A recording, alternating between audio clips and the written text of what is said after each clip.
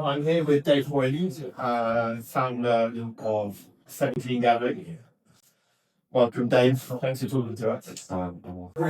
Dave, what does it take to run a gathering program that stays relevant for over 2 decades? Not just, economic success, but in terms of like a contribution to the culture that's being engaged with, promoted, and perpetuated.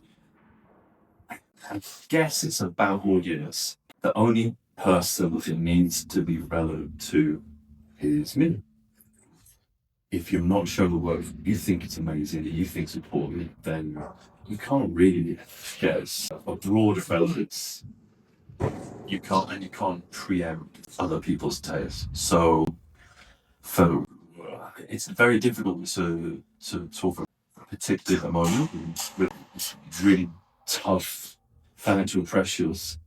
I think that it's just really important to make yourself happy and try and find pleasure, joy, and meaning within the work that we schedule for the audience and hopefully other people might agree.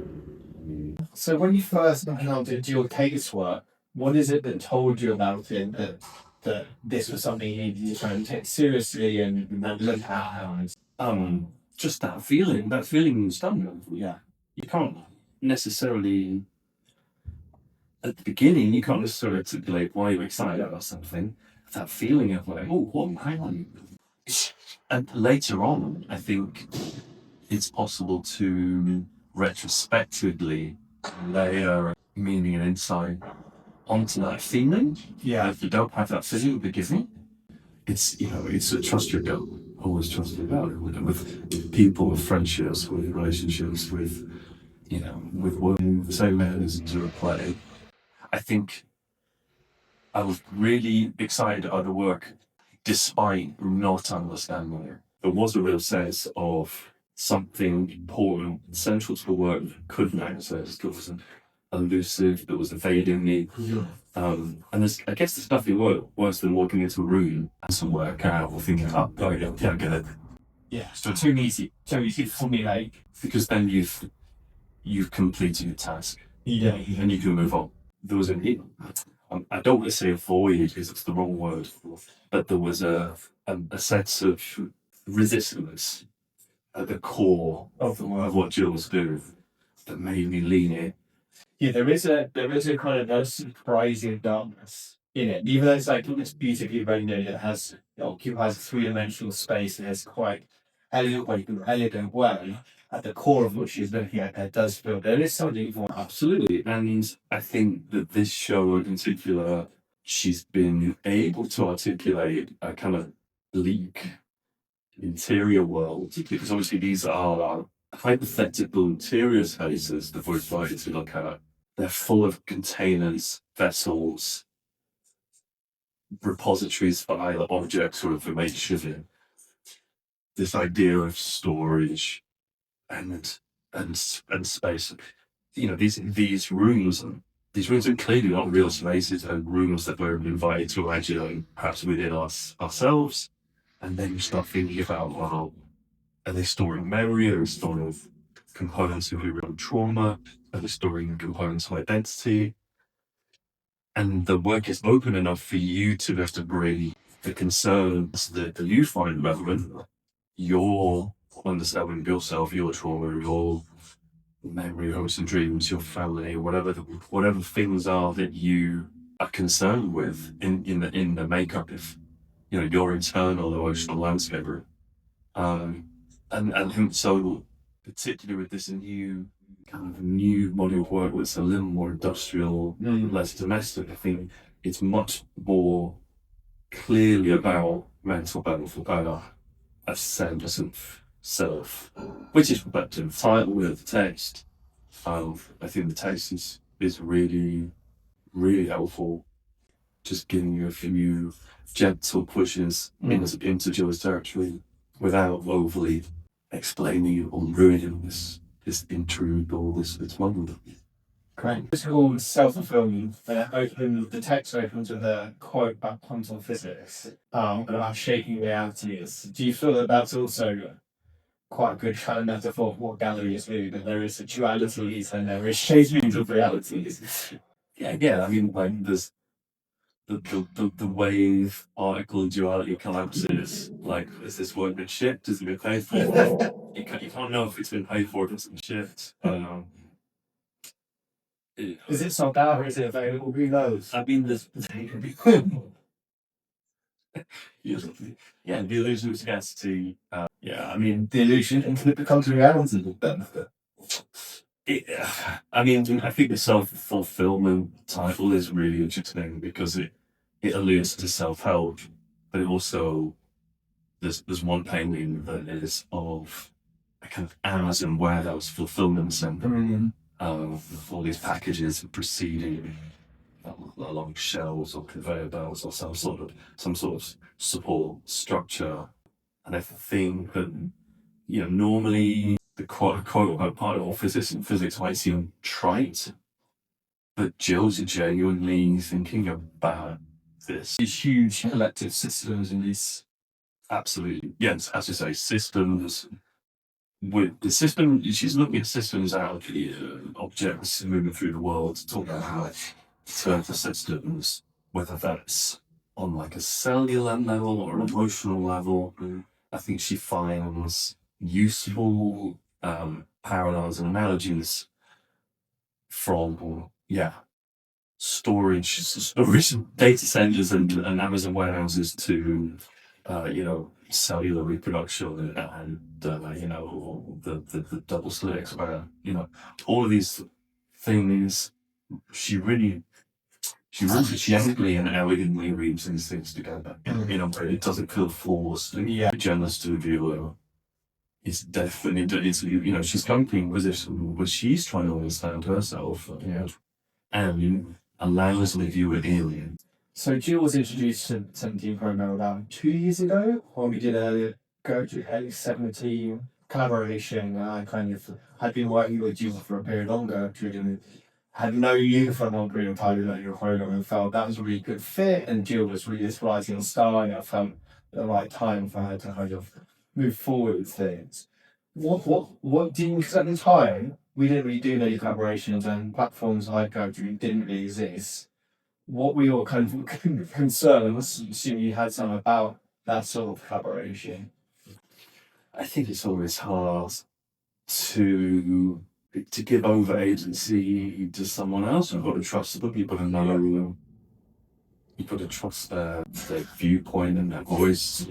And that could be difficult when you're moving text of your own thing. So there can be a bit of a concern in the gallery world that the online platforms like Gertrude might take something away from what galleries do. But in your experience, has that been the case? Was it from a completely parallel things?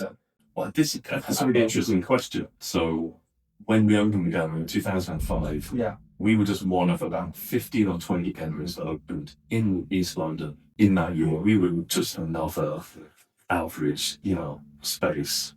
And there just isn't the same capacity.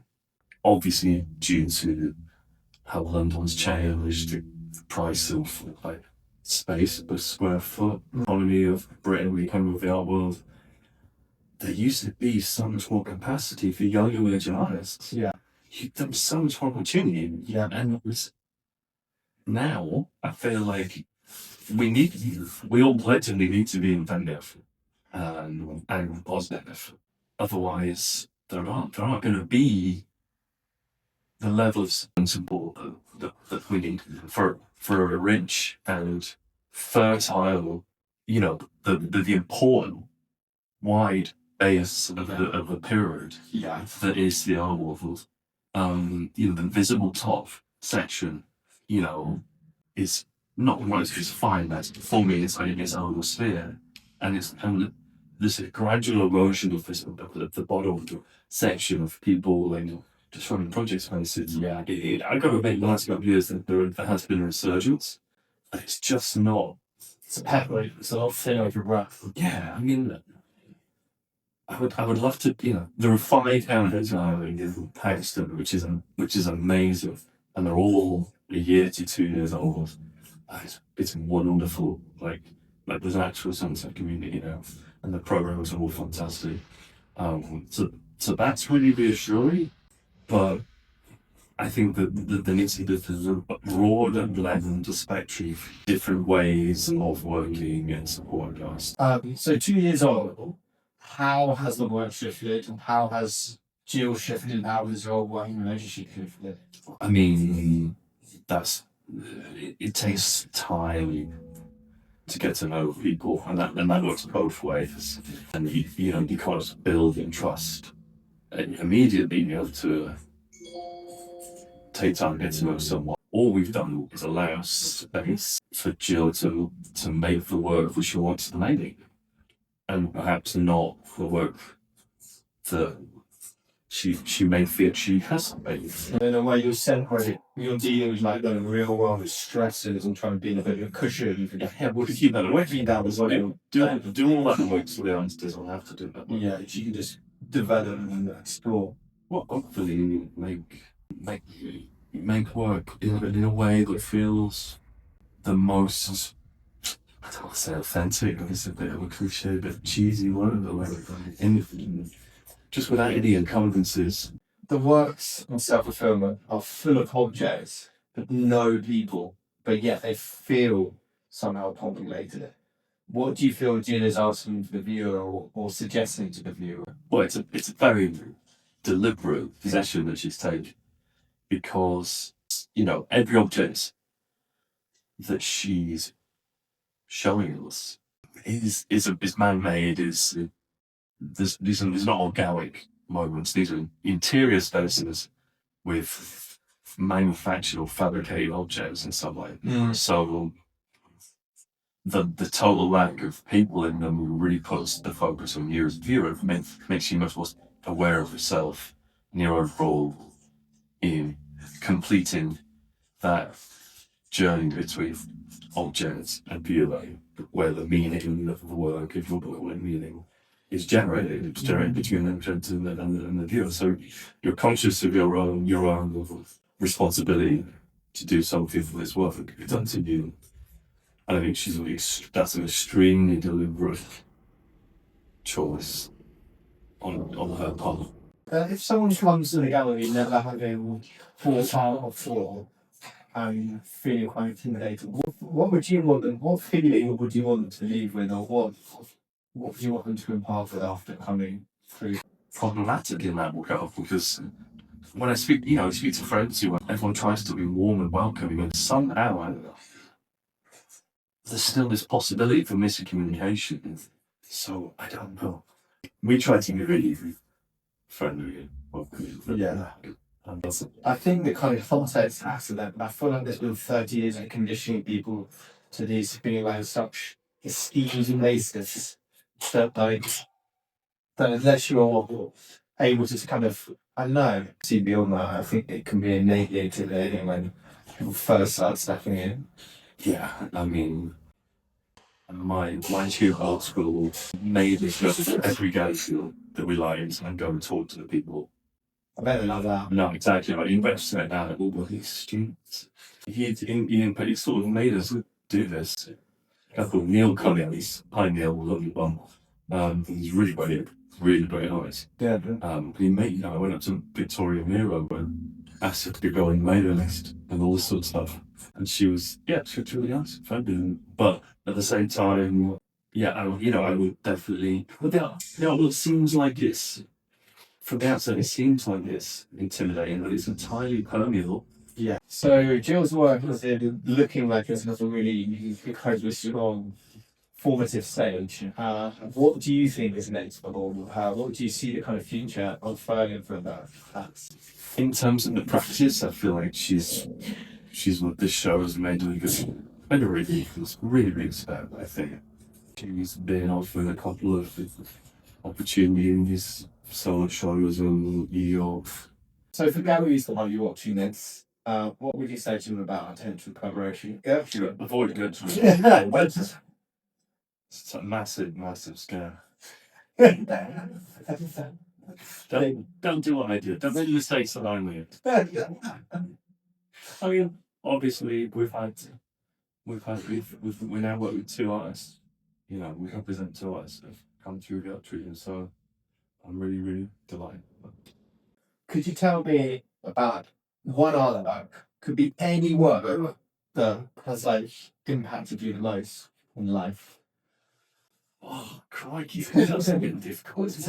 That's a wildly difficult question with no credit. Probably one of my favourite artworks, a Kasoof work. I wrote about that Kasoof when I was a student, really excited, and I really thought that art after philosophy, his essay from whatever that was, like 1966, was really important. And then when I started going through a gallery, I met him, and it was so horrible. It was such disappointment. You can't make a hero yesterday. Yeah. Final question we always ask in our interviews, which is, could you name two artists currently or currently whose work really resonates with you? Rich Paul, I really like Rich Paul's work. He is someone I've been following for a long time. Photographic work on video. He does all lenticular work. It's very funny and light, but also just nibbling away at some serious ideas. And there's also Lucy Ellerton, who's a sculpture that I really, really like. I mean, there's a class element. I mean, I'm always, being for what I would consider a normal background, always interested in work that talks on class. And I think it's, again, funny and exquisitely executed.